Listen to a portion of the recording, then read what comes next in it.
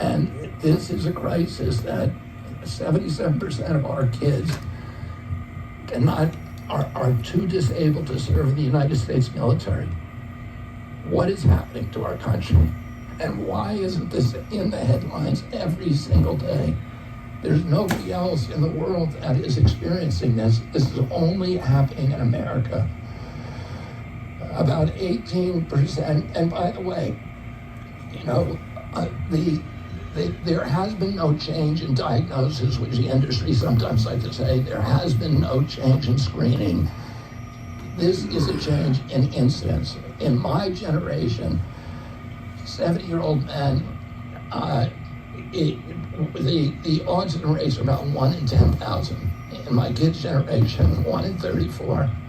I'll repeat, in California, 1 in 22. Why are we letting this happen?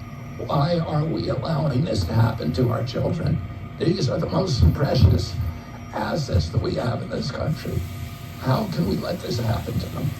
About 18% of American teens now have fatty liver disease. That's like 1 out of every 5. That disease, when I was a kid, only affected late-stage alcoholics who were elderly. Cancer rates are skyrocketing in the young and the old. Young adult cancers are up 79%.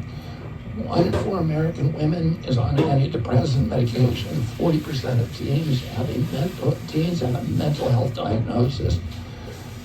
And 15% of high schoolers are on Adderall, and 500,000 children on SSRIs. So what's causing this suffering? I'll name 2 culprits.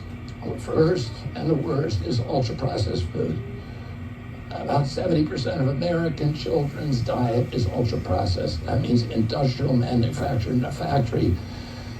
These foods consist primarily of processed sugar, ultra-processed grains, and seed oils.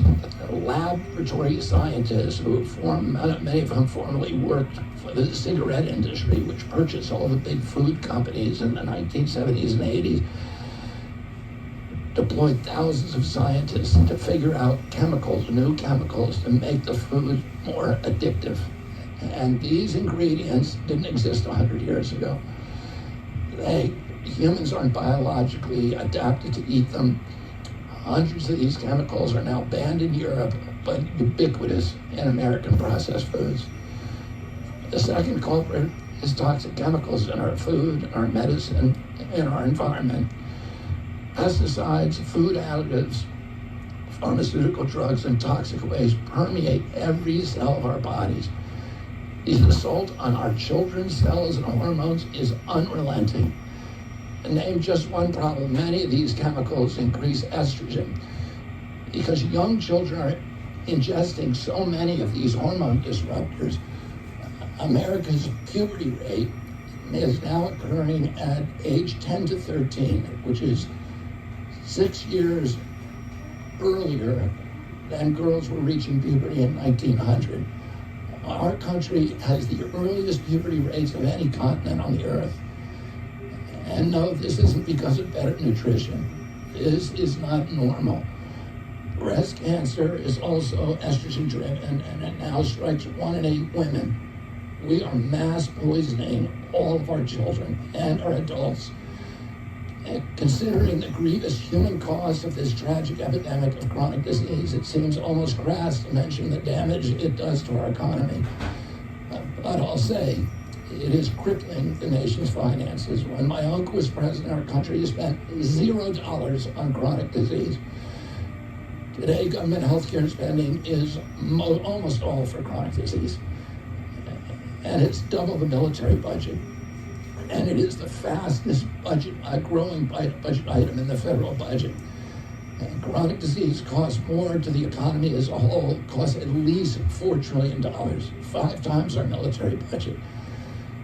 And that's a 20% drag on everything we do and everything we aspire to. Poor and minority communities suffer disproportionately. People who worry about DEI or about bigotry of any kind, this dwarfs anything. All right, everyone. The big news there, RFK Jr. out in Phoenix.